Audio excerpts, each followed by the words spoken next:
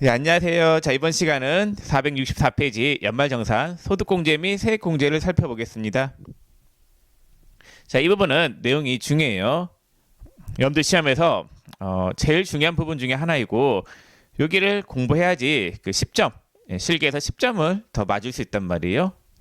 그래서 꼭 제가 설명하는 부분은 웬만하면 모두 빠짐없이 암기를 좀 부탁을 드리겠습니다. 그래서 이 부분을 좀 잘 해놓으면은 세무2급 시험에 합격할 확률이 확 높아질 거예요. 자, 그럼 먼저 소득공제가 있죠. 464페이지 소득공제부터 볼게요. 자, 소득공제라고 하는 거는 공제죠. 빼주는 거죠. 그래서 내가 번 소득에서 빼준다. 내가 번 연봉이 예를 들어서 3,600이었다. 여기에서 소득이 빠진다. 빠지는 항목이 있다. 빼는 항목이 있으면 세금이 줄어들겠죠. 세금을 줄게 하는 효과가 있다라는 거. 자, 그럼 소득공제는 크게 네 가지가 있어요. 여러분들이 알아야 될 소득공제는 네 가지. 인적공제, 그 다음에 연금보험료 공제, 그 다음에 특별소득공제, 그 다음에 신용카드 공제. 이렇게 네 가지를 아시면 돼요. 자, 그럼 먼저 인적공제부터 설명을 드릴게요. 이게 제일 중요해요. 자, 인적공제. 말 그대로 사람에 대해서 해주는 공제가 인적공제예요. 그래서 인적공제는 크게 두 가지로 나눠져요. 기본공제하고 추가공제로 나눠지는데, 자, 먼저 기본공제부터 설명을 드릴게요. 기본공제. 자, 기본공제는 부양가족 1인당 150만 원씩 공제해 주는 게 기본공제예요. 아무래도 부양하는 사람이 많은 근로자가 돈을 더 많이 쓰니까 세금을 좀 깎아줘야 되겠죠. 그래서 부양가족 1인당 150만 원씩 공제해 주는 게 기본공제예요. 그럼 여러분들이 먼저 아셔야 될 게 어떤 부양가족에 대해서 1인당 150만 원 공제해 주느냐. 부양가족의 범위를 한번 살펴볼게요. 자, 부양가족의 범위가 일단 본인은 돼요. 본인은 된다.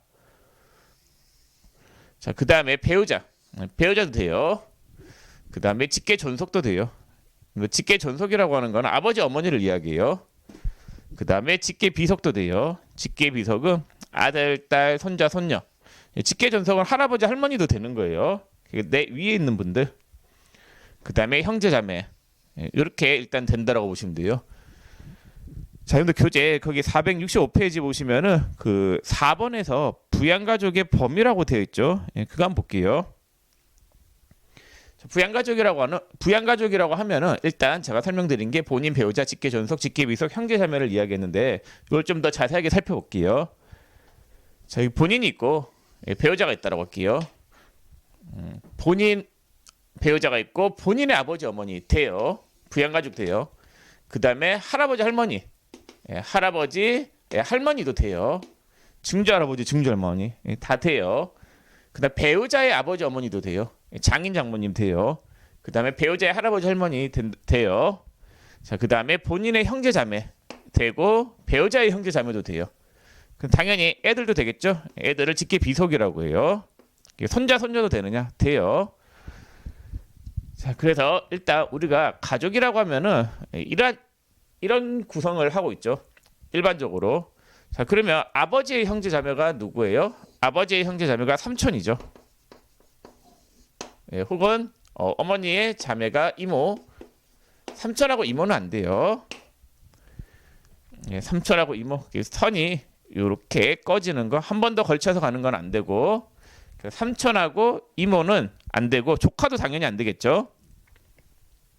자, 그 다음에 아들의 배우자가 사이죠. 아니야. 아들의 배우자는 며느리예요. 딸의 배우자는 사이죠. 되느냐? 안 돼요. 안 된다. 어떻게 보면 남이죠. 근데 만약에 아들하고 며느리 둘 다 장애인이다. 혹은 딸하고 사이 둘 다 장애인이다. 그러면은 부양해야 되겠죠. 보살펴 줘야 되잖아요. 그럴 경우에는 가능해요. 아들하고 며느리 둘 다 장애인 경우, 딸하고 사이가 둘 다 장애인이다. 한 명만 장애인이면 안 돼요. 둘 다 장애인이면은 부양가족으로 올릴 수 있습니다. 자, 그런 내용이 465페이지에 있는데 한번 볼게요. 4번의 부양가족의 범위에 부양가족이란 주민등록표의 동거가족으로서 해당 가세기간 종료 현재 거주자의 주소 또는 거소에서 현실적으로 생계를 같이 하는 자를 말하며 배우자의 직계 존속 및 형제 자매를 포함한다. 네, 배우자의 형제자매, 배우자의 직계존속도 돼요. 자, 그다음 기억에 배우자 직계비속 입양자는 항상 생계를 같이 하는 부양가족으로 본다. 배우자, 그다음에 직계비속. 보통 일반적으로 한 가족은 이쪽을 이야기하죠. 그래서 그 원래 원칙은 부양가족이 되려고 하면은 12월 31일 현재 등본상 주소지가 같아야 돼요. 동거를 하고 있어야 된단 말이에요. 근데 배우자하고 직계비속 아들 딸은 같이 안 살아도 돼요. 같이 안 살아도 같이 사는 걸로 봐준다. 애들이 뭐 학교 간다고 좀 떨어져 있을 수도 있는 거잖아요. 주소지를 달리할 수도 있는 거잖아요. 그래서 배우자 직계비속을 항상 생계를 같이 하는 부양가족으로 보고, 니은의 거주자 또는 동거가족이 치약, 질병, 요양, 근무상 또는 사업상의 형편 등으로 본래의 주소 또는 고소에서 일시 퇴거한 경우에도 생계를 같이 하는 자로 본다. 예를 들어서 형제자매가 있어요. 제가 동생을 키우고 있는데 동생이 공부한다고 서울에 올라가 있는 거예요. 근데 실제적으로 제가 부양하고 있다라고 하면 부양가족으로 인정을 해주겠다라는 거예요.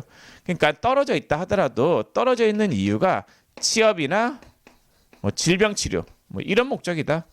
그럴 경우에는 부양가족이 돼요. 자, 그럼 디귿의 거주자의 부양가족 중 그 거주자의 직계존속이 주거 형편에 따라 별거하고 있는 경우에는 생계를 같이 하는 자로 본다. 직계존속 같은 경우에는 떨어져 있다 하더라도 실제적으로 내가 부양을 하고 있으면은 주거 형편에 따라 별거하고 있는 경우, 그런 경우를 이야기해요. 그래서 직계존속의 경우에는 떨어져 있다 하더라도 부양하는 걸로 봐줘요. 실제적으로 내가 뭐 용돈을 좀 보내주거나 그런 거를 입증할 수 있다라고 하면은 부양하고 있는 걸로 봐요.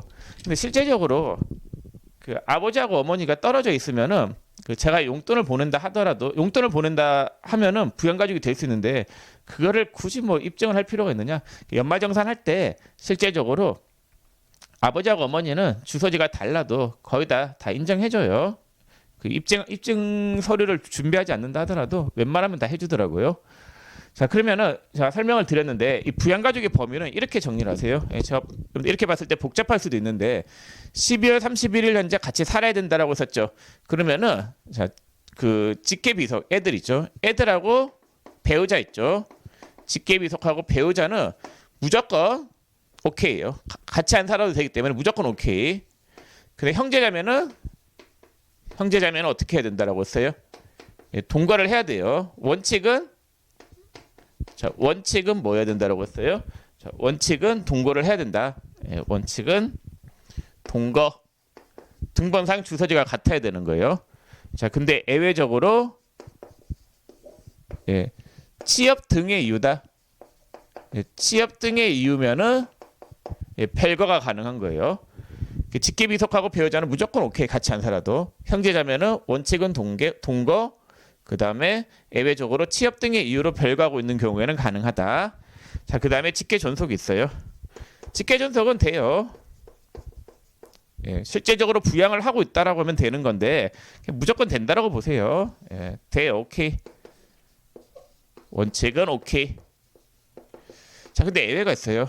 이게 거기 안 적혀 있을 것 같은데 하나만 여러분들이 좀 어디 적어두세요. 예외적으로 해외에 거주하는 경우, 국에 거주하는 경우에는 안 된다. 국에 거주는 안 된다. 직계존속을 실제적으로 부양하고 있다라고 하면 같은 나라에, 국내에 있어야 돼. 국내에. 만약에 직계존속이 해외에 있다. 그럼 그게 부양하고 있는 걸로 안 봐요. 그럴 경우에는. 자, 그래서 다시 부양가족은 다시 정리하면은 배우자하고 직계비속은 떨어져 있어도 되고 직계존속은 떨어져 있어도 되는데 어디는 안 된다라고요? 해외는 안 되는 거예요. 국내에서만 가능하고 형제자매는 떨어져 있으면 안 돼요. 안 되는데 취업이나 질병, 학업상 이유로 떨어져 있으면 된다라는 거. 자, 그다음에 부양가족의 범위에 464페이지 보시면은 기초생활수급자하고 위탁아동도 있죠. 기초생활수급자가 만약에 내가 기초생활수급자를 데려다가 이제 부양을 하고 있다라고 하면은 훌륭한 짓이죠. 훌륭한 행동이잖아요. 그래서 당연히 부양가족으로 올리는 게 가능하고 위탁아동, 아동을 이제 위탁받아가지고 키우고 있다라고 하면은 위탁아동도 부양가족으로 인정을 해줘야 되겠죠. 그래서 위탁아동은 그냥 한 달만 위탁해서는 안 되고 6개월 이상 위탁을 해야 되고 그다음 나이가 18세까지만 가능해요. 네. 근데 이제 뭐 보호 기간이 연장된 위탁 아동의 경우에는 연령 요건이 20세 미만까지 가는데 465페이지 상단에 동그라미 3번에 그런 내용이 있죠. 네. 근데 크게 안 중요해요. 그거는. 자, 그럼 일단 부양가족은 기초생활수급자하고 위탁 아동은 시험에 나온 적이 없으니까 그냥 참고만 하시고 요 정도만 알아두시면 될 것 같아요. 자, 그다음에 이제 부양가족이 됐다. 그러면 되느냐? 그러면 1인당 150이 되느냐? 아니에요. 그다음에 연령 요건하고 소득 요건을 만족해야 돼요. 자, 연령 요건은 본인은 연령 요건 없고 배우자도 없고 직계 전속은 60세 이상, 직계 비속은 20세 이하. 이 만 나이예요. 형제자매는 20세 이하이거나 60세 이상. 그거를 충족해야지 부양가족이 되는 거예요. 자, 근데 연령 요건에서 하나 조심하셔야 될 게 연령 요건에서 조심하셔야 될 게 장애인은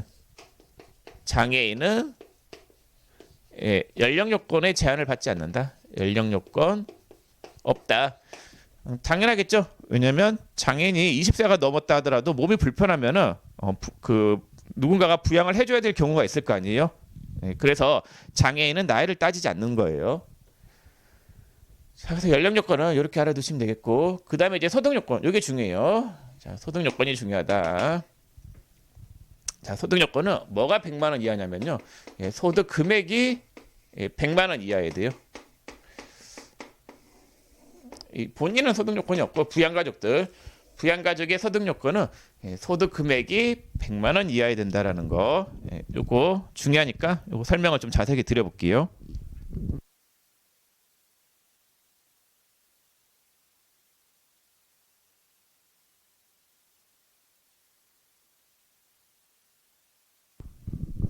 자, 근데 소득 요건 판단에 그 464페이지 하단에 1번이 있죠. 소득 금액의 범위. 자, 읽어볼게요. 자, 소득 금액이 100만 원 이하야 된다라고 했는데 이 소득 금액이다라고 하는 거는 종합 소득 금액, 퇴직 소득 금액, 양도 소득 금액 이 세 가지 합한 금액이 100만 원 이하이어야 된다라는 거예요. 자, 그래서 여기 소득 금액이라고 하는 거는 경비를 뺀 금액을 이야기한단 말이에요. 그래서 퇴직 소득 금액, 양도 소득 금액도 고려 대상이 된다라는 거. 세 가지 더한 금액이 100만 원 이하예요. 그래서 연대 시험에서 부양가족 판단할 때 이 소득 금액자 들어가는 거를 조심 있게 봐야 돼요. 소득 금액자 들어가는 거를 다 더해서 100만 원이 넘으면은 부양가족으로 올릴 수가 없어요. 자, 그다음에 여러분들이 이제 좀 주의 깊게 봐야 될 게 이 부분이죠. 종합소득 금액인데 종합소득 금액은 비과세하고 분리과세는 제외예요. 이게 중요해요. 이게 시험에 제일 많이 나온단 말이에요. 분리과세는 소득 요건 판단할 때 안 들어간단 말이에요.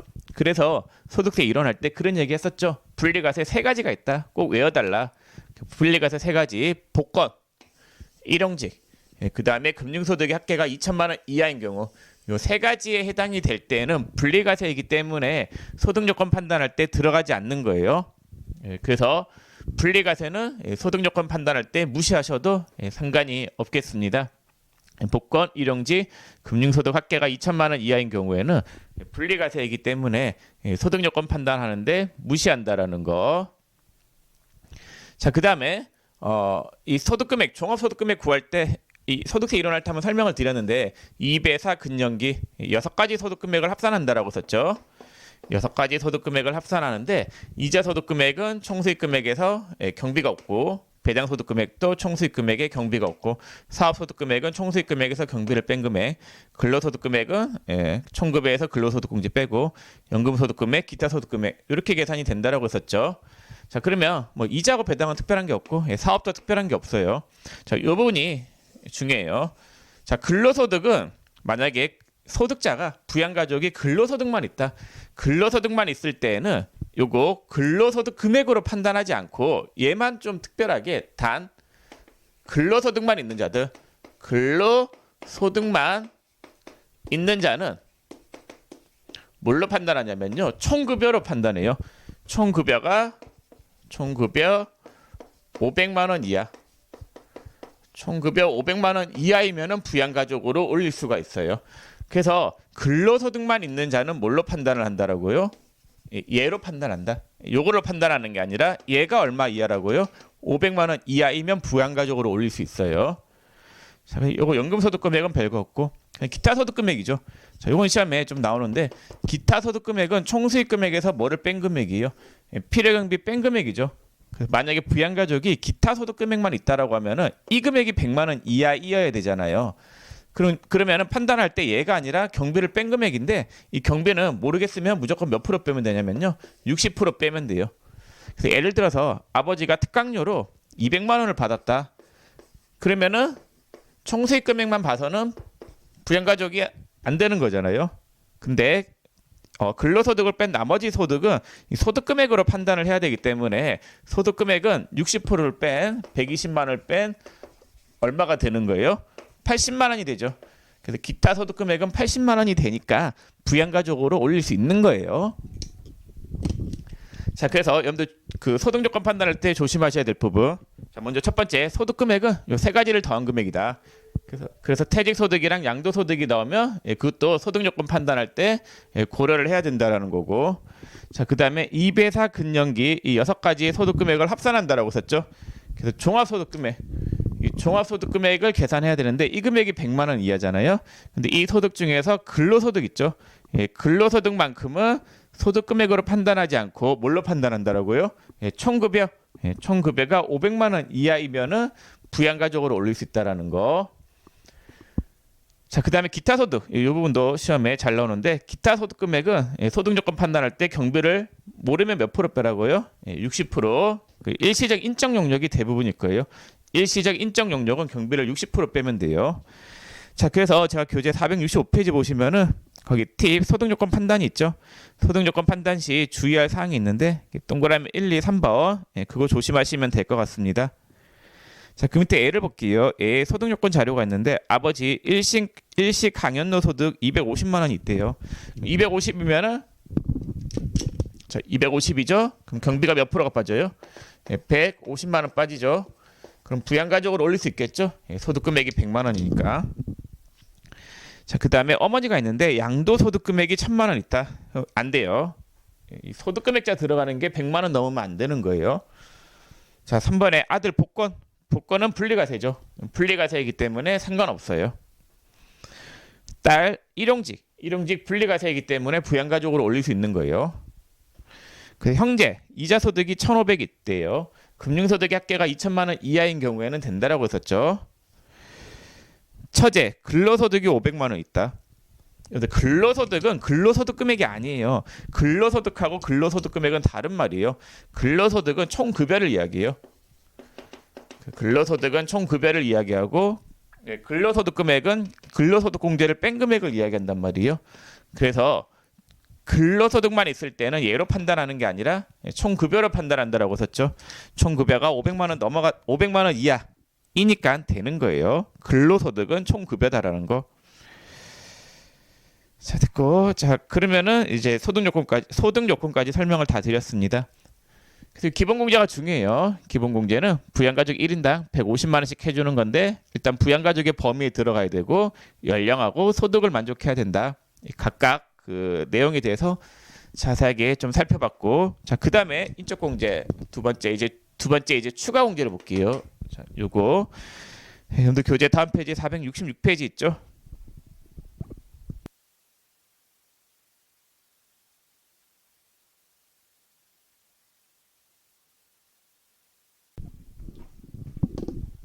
자, 그다음에 466페이지 추가 공제 볼게요. 자, 추가 공제는 그 기본 공제 대상자들 중에서 좀 추가로 돈이 더 많이 들어갈 것 같은 분이 계시면은 더 공제해 주는 게 추가 공제예요. 자, 첫 번째 경로우대 공제인데 70세 이상이면은 추가로 공제해 줘요. 추가로 50만 원 더 100만 원 더 공제해 줘요. 100만 원 더 공제. 추가로 얼마 더 공제해 주느냐? 이 공제액은 여러분들이 외울 필요가 없어요. 저런 거는 프로그램이 계산해 주는 거고 여러분들은 해당이 되냐 안 되냐 그거 판단하는 게 중요해요. 자, 그다음에 장애인 공제. 장애인이면은 추가로 200만 원 더 공제해 줘요. 자, 그다음에 부녀자 공제가 있는데 요거는 배우자만 있으면 무조건 해줘요. 그 배우자가 있으면 아무래도 그 맞벌이 부부잖아요. 맞벌이를 하면은 여자들이 더 힘든 게 일반적인 생각이죠. 그래서 그 남편이 있는데 남편도 돈 버는데 와이프가 나가서 또 돈 번다, 배우자가 나가서 돈을 번다라고 하면은 힘드니까 세금 좀 깎아주겠다, 그런 의도예요.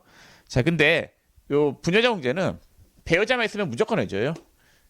배우자가 소득이 있든 없든 무조건 해주는 건데, 그 부녀자, 즉 그 여성 근로자 있죠. 여성 근로자가 종합 소득 금액이 3천만 원 이하여야 돼요. 종합 소득 금액이 3천만 원 이하 요건이 있어요. 소득 금액의 요건이 3천만 원 이하이다. 2배사 근년기 그 6가지 소득 금액을 합한 금액이 3천만 원 이하일 때만 부녀자 공제가 가능하다라는 거. 자, 그다음 배우자가 없어도 가능한데, 배우자가 없는 경우에는 기본 공제 대상자가 1인 이상 있어야 돼요. 그래서 배우자가 없을 때는 기본 공제 대상자가 1인 이상 있고, 그 본인이 세대줘야 돼요. 배우자 없이 혼자서 그 가족의 생계를 책임지는 경우잖아요. 그럴 때는 추가로 부녀자 공제 해줘요. 그래서 부녀자 공제는 배우자가 있으면 무조건 해주고, 배우자가 없으면은 기본 세대주이면서 기본 공제 대상자가 1인 이상 있으면 해주는 거예요. 자, 그다음 한부모 공제. 오늘 혼자서 애 키우는 경우, 부녀자 공제는 50만 원 해줘요. 금액은 크지는 않죠. 자, 그다음 한부모 공제. 한부모 공제는 혼자서 애 키우는 경우를 이야기하는데 100만 원 해줘요, 공제액이. 배우자 없이 기본 공제 대상자인 자녀가 1인 이상 있을 때, 혼자서 애 키우는 경우, 자녀의 나이가 20세가 넘으면 안 돼요. 20세 이하인 자녀가 1인 이상 있으면은 가능한 거예요. 자, 근데 한 가지 조심하셔야 될 게, 이 부녀자 공제와 배우자 공제는 중복 적용이 안 돼요. 중복이 안 된다. 둘 중에 하나만 적용이 된다.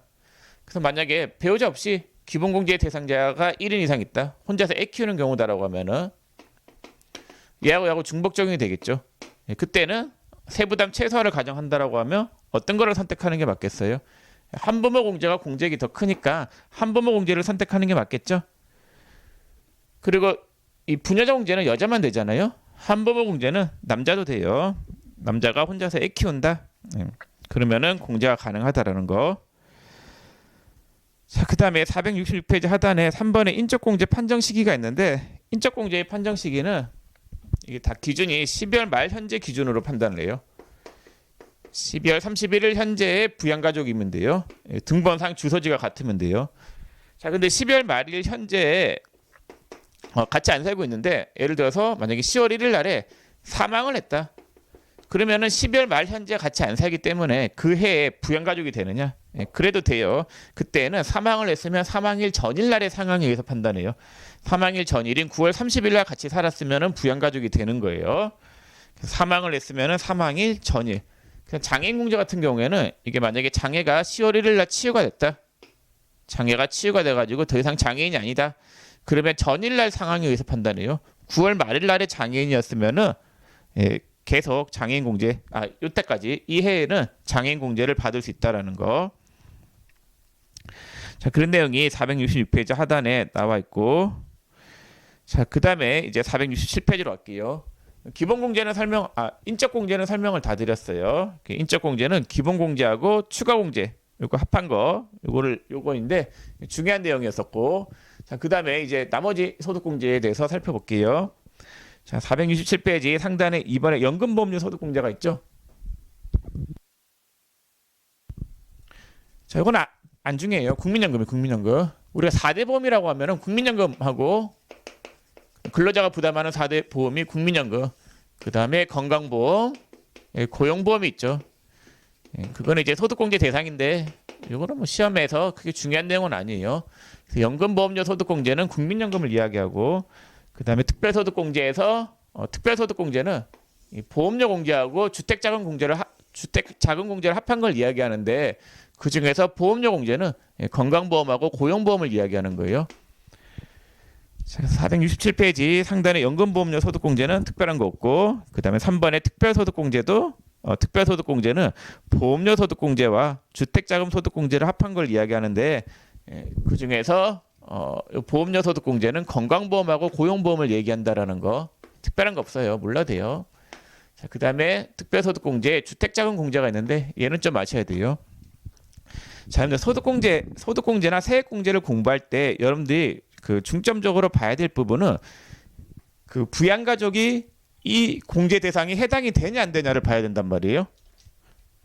자, 공제 대상이 되냐 안 되냐를 봐야 되는데 그거를 볼 때 뭐 공제 금액 그런 건 안 중요해요. 그래서 되냐 안 되냐 판단만 잘 하시면 돼요.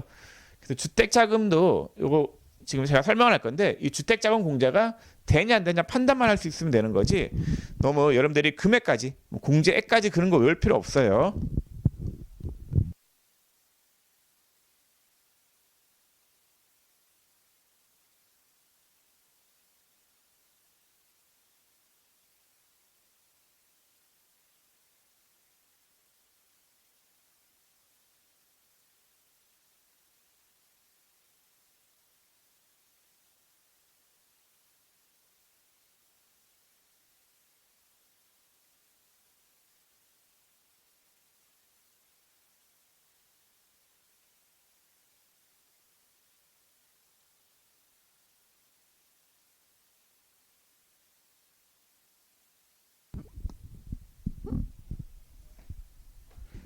마이크 꺼진 것 같아. 다시 얘기할게요. 여러분들 저기 467페이지 하단에 거기 주택자금 소득공제 있죠? 자, 주택자금 소득공제 볼게요.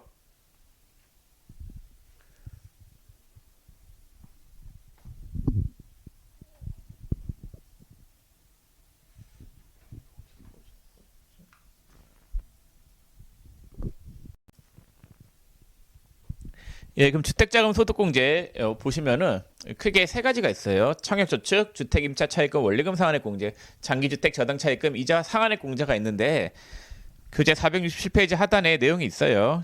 근데 그 교재를 보시면 내용이 좀 어려워 보이기 때문에 제가 칠판에 요거 적어드리는 거 있잖아요. 요 정도만 아시면 될 것 같아요. 자, 요거 이제 설명을 할 건데 이 용어가 좀 어렵죠. 용어 어려운 게 집을 사본 적이 없으셔서 그럴 거예요. 만약에 본인이 집을 산다라고 하면 이런 용어들이 와닿아요. 와닿는데 그렇지 않은 경우라고 하면은 약간 좀 용어가 낯설어요. 자, 그래도 제가 좀 쉽게 설명을 해볼게요. 자, 먼저 여러분들 집을 살려고 하면은 저축을 들어야 되겠죠. 그때 그러니까 이게 전부 다 국가에서 집 사는 과정에서 지원해주는 제도거든요. 저축을 들어라. 새 아파트 구매하는 게 어떻게 보면 무주택자들의 소망이잖아요. 새 아파트를 구매하라 하는데 지원해주겠다. 어떻게 지원해주느냐? 새 아파트를 사기 위해서 청약저축을 가입하라고요. 청약저축이라고 하는 거는 우리가 이제 신규 아파트, 새 아파트 있잖아요. 이게 경쟁률이 세니까 여기에 아파트를 구입하기 위해서는 청약저축이라고 하는 거를 가입을 한 자만이 일단 대상이 돼요. 그러니까 집을 살려고 미리 준비하고 있었던 자들 있죠. 그런 사람들만 대상이 되도록 해준단 말이에요. 청약저축을 가입을 하면은 나중에 새 아파트에 지원할 수 있다. 그런 저축이에요. 이 저축 불입한 금액에 대해서 소득공제를 해줘요. 근데 소득공제를 해주는데 다 해주는 건 아니고 그 대상자가 무주택이어야 돼요. 집이 없는 세대주, 무주택 세대주여야 되고 총급여가 7천만 원 이하인 근로자여야 돼요. 무주택 세대주이면서 총급여가 7천만 원 이하인 근로자가 청약저축에 가입을 했으면은 그 불입한 금액 있죠. 불입한 금액의 40%를 공제해줘요. 자, 근데 여러분들 여기서 조심하셔야 될 게 저축이 청약저축만 되고 뭐 다른 저축과 다른 주택 구입과 관련된 저축이 있어요. 다른 건 안 돼요. 청약저축만 되고 뭐 장기주택 마련 저축 뭐 이런 건 안 돼요. 근로자 주택 마련 저축 그런 거 안 돼요. 저축은 청약저축만 가능하다라는 거.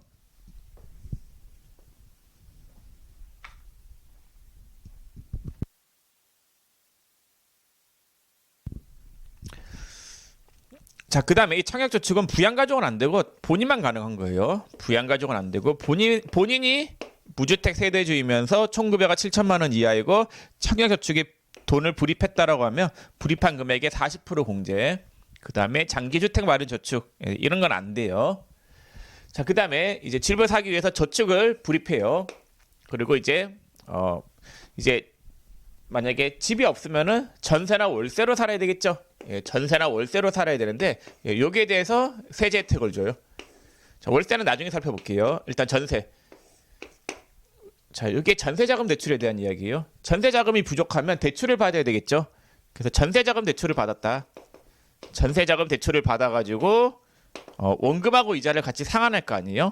그 원금하고 이자를 같이 상환하는 금액 요 상한액에 대해서 소득공제해줘요. 그래서 그 명칭이 주택을 임차 빌리면서 그 다음에 차입한 금액 전세자금 대출이에요. 거기에 대해서 원리금 원금과 이자를 상환하는 금액에 대해서 공제를 해주겠다. 그게 주택 임차 차입금 원리금 상환액 공제예요.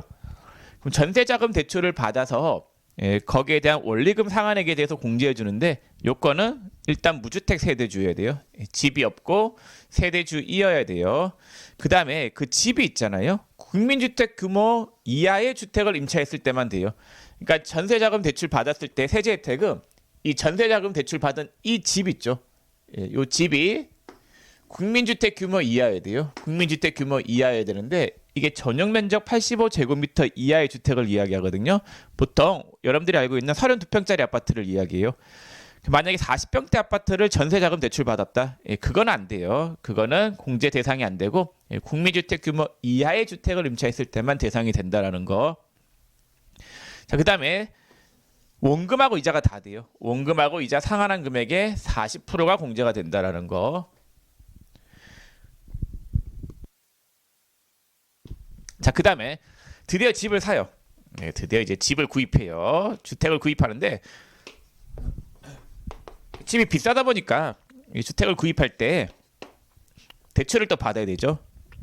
그렇죠? 만약에 집을 자기가 그냥 전액 다 돈 주고 사는 사람이라고 하면 상당히 재력이 있는 사람이잖아요. 보통 일반적으로 다 대출 받아서 집 사죠. 그게 이제 우리가 주택담보대출이라고 하죠. 집을 담보로 대출 받아서 대출 받죠. 보통 주택담보대출. 그거를 명칭을 이렇게 써요. 장기로 주택을 저당 담보 잡히고 빌린 금액에 대한 이자 상환액 공제. 그래서 주택담보대출은 공제가 되는데 중요한 거는 이자 상환액에 대해서만 공제가 된다. 이자 상환액에 대해서만 공제가 되고 그 다음에 이 거치 기간이 있는데 상환 기간이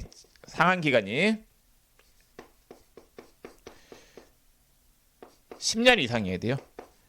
이런 내용이에요. 만약에 집이 없어가지고 이제 집을 사는 가정인데 그 집을 사는 가정에서 다시 얘기해 볼게요. 자, 일단 요건이 무주택 세대주의죠. 집이 없는 자가 이제 집을 사요.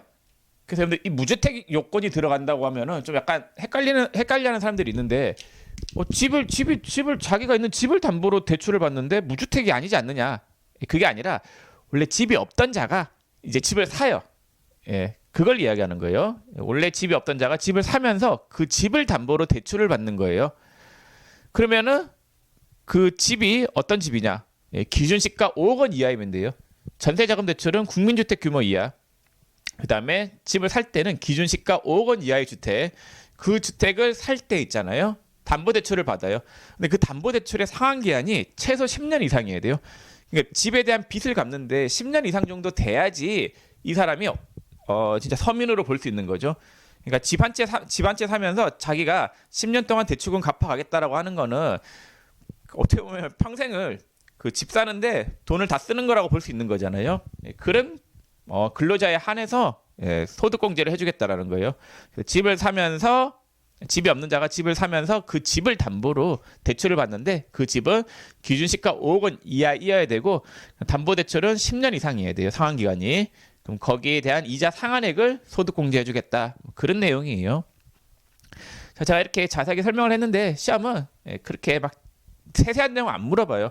청약저축은 본인만 된다. 이것만 아셔도 되겠고 내용이 본인이 불입한 청약저축만 되고 장기주택 마련 저축은 대상이 아니다. 주택임차 차입금 원리금 상환액 공제는 원금과 이자가 다 된다. 이렇게 알고 계시면 되겠고 그래서 주택담보대출 즉 장기주택 저당 차입금 이자 상환액 공제는 이자 상환액에 대해서만 소득공제가 된다. 이 정도만 알아도 시험에서는 아무 이상 없어요. 특별하게 여러분들한테 그 어려운 요건을 물어보진 않는단 말이에요. 그래서 제가 얘기한 거 정도만 알면은 많이 아는 거고 그것도 힘들다라고 하시는 분들은 제목 정도만 잘 알아두세요. 목차 요거 어떤 공제인지만 잘 알아두시면 될 것 같습니다.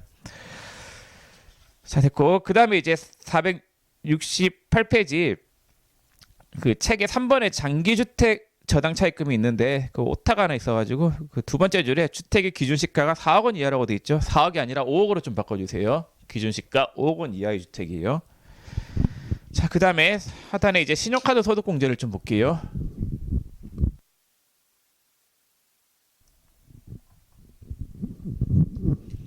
자, 근데 신용카드 공제가 있는데 468페이지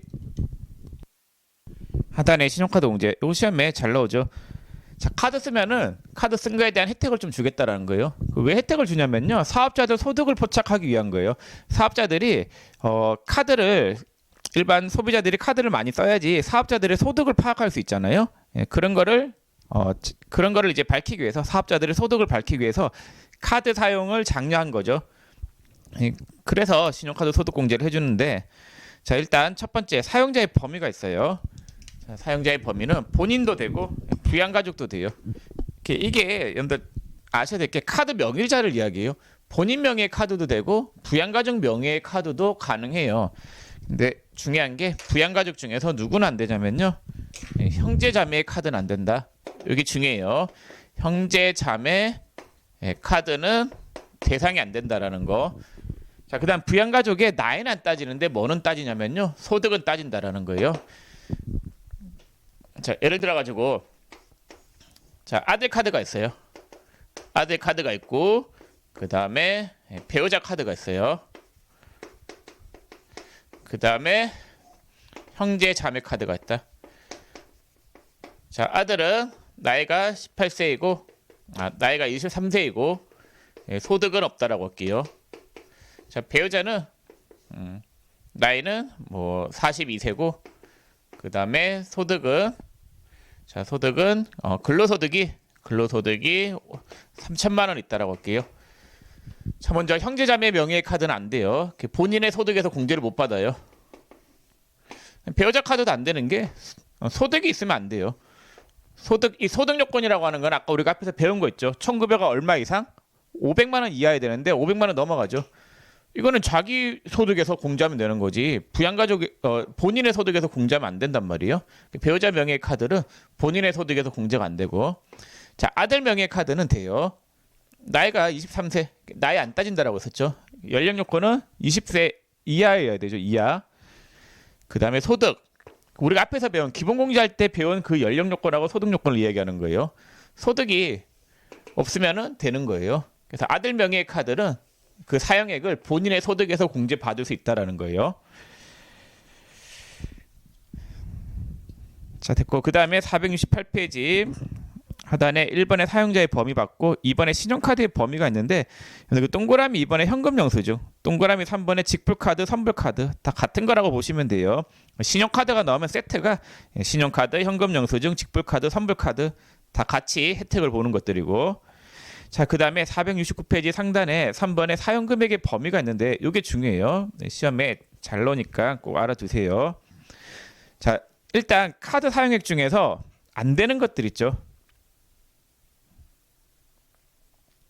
자, 안 되는 것들을 여러분들이 잘 보셔야 되는데,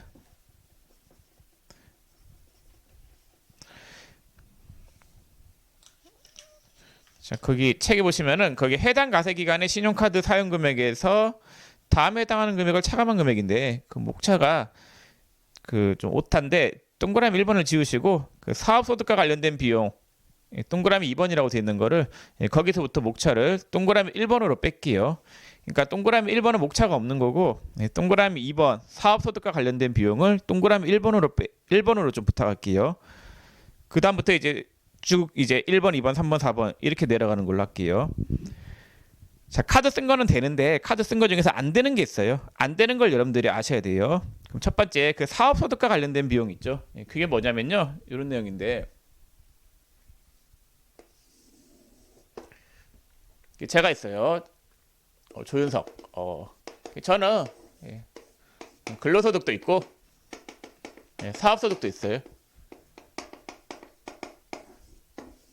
자, 그럼 근로소득은 이제 총급에서 이제 연말정산해가지고 근로소득 소득공제를 빼가지고 뭐 이렇게 해가지고 소득공제를 빼가지고 세금 계산을 해요. 그다음에 사업소득은 수익 총수익 금액에서 경비를 빼가지고 소득 금액을 구해가지고 세금 계산을 한단 말이에요. 따로따로 계산하겠죠, 세금을. 자, 이렇게 계산하는데, 자, 카드를 한 장 썼어요. 자, 카드를 이제 식대를 한 10만 원 썼다. 거래처 식대였다고 할게요. 거래처 식대. 카드 쓴 거를 있잖아요. 만약에 사업소득에 경비로 넣었다. 경비로 넣었으면 이미 카드를 경비 처리한 거죠. 그거를 근로소득에 소득공제로 넣어버리면 이중공제가 되는 거죠. 그래서 카드 쓴 거를 사업과 관련된 비용이다. 사업과 관련된 비용이다라고 하면은 이미 사업과 관련해서 비용 처리했으면은 신용카드 소득공제는 근로소득에 신용카드 소득공제는 받을 수가 없다라는 거예요. 자, 그럼 두 번째, 물품의 판매 또는 용역의 제공을 가장하는 등 세법이 정하는 신용카드 또는 직불카드의 비정상적인 사용행위. 정상적이라도 해줄까 말까인데 비정상적이면은 당연히 안 되겠죠. 자, 그 다음에 4번에 보험료가 있는데 보험료는 안 해줘요. 이게 목적이 세 번째죠. 3번 목차가 3번이에요. 보험료.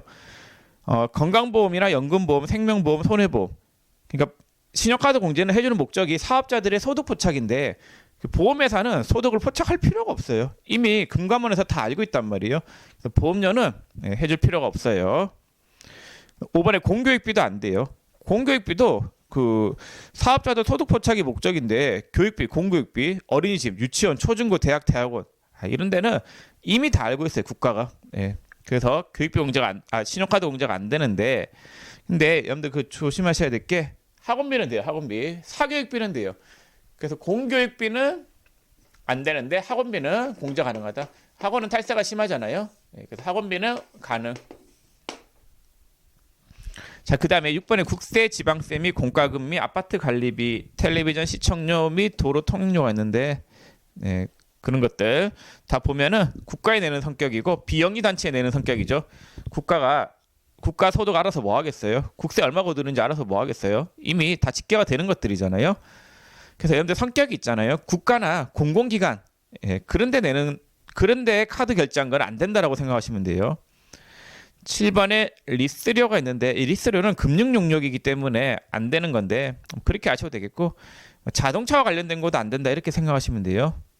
리스료는 원칙은 원래 금융 용역 국가에서 이미 다 알고 있는 부분이기 때문에 안 되는 거고 8번에 취득세 또는 등록면허세가 부과되는 재산의 구입비용. 취득세가 부과되는 재산은 이미 국가가 누가 샀는지 다 알아요. 이미 알기 때문에 굳이 신용카드 공제 안 해줘도 되고 근데 거기 시험에 간혹 나오는 게 자동차가 있어요. 자동차는 카드 공제가 안 돼요. 근데 그 별표 이해해가지고 밑에 보시면은 중고차는 구입 금액의 10%까지 공제 가능하다. 이 중고차는 좀 투명하지 않은 부분이 있기 때문에 구입 금액의 10%까지 공제를 해줘요. 그것도 알아두세요. 자, 그럼 9번에 상품권 등 유가증권 구입비가 있는데 이 상품권을 샀을 때는 물건을 산 게 아니기 때문에 카드 공제가 안 되고 상품권을 물건으로 바꿨을 때 현금 영수증 발급받으면은 카드 공제 받을 수가 있어요.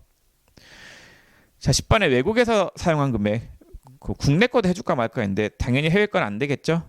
11번 국가 및 지자체에 지급하는 수수료 등 국가한테 하는 거는 안 돼요. 신용카드 공제가. 12번 금융용역 관련 수수료도 안 되고 그 다음에 13번 월세 세액 공제를 적용받는 월세 그건 됐어요. 자, 14번 신용카드 등으로 결제한 정치자금으로서 세액공제 등을 이미 받은 경우 그것도 안 중요해요. 13번하고 14번은 안 중요하니까 넘어가시고 그냥 이번에 그 밑에 소득공제액이 있는데 식을 보기만 해도 토할 것 같죠. 그래서 공제액 계산하는 거는 식이 복잡하구나 그렇게 마시면 되고 몰라도 돼요. 프로그램이 알아서 계산해 줄 거고 자 근데 그 기본 공제액을 봤더니 전통시장 사용분, 대중교통 이용분은 공제액이 40%이고 도서, 공연, 박물관, 미술관 그 다음 직불카드, 현금영수증은 30% 일반 신용카드는 15% 공제액이죠. 그래서 어디에 썼느냐에 따라서 공제율이 달라진다. 뭐 그런 정도의 내용만 아시면 될 것 같습니다. 자, 됐고 그 다음에 이제 470페이지 세액공제를 보겠습니다. 그 상단에 팁에 신용카드 공제와 특별공제가 있는데 중요한데 나중에 보고 그 표가 중요해요. 그 표는 나중에 설명드릴 거고 그 470페이지 하단에 이번에 세액공제 볼게요.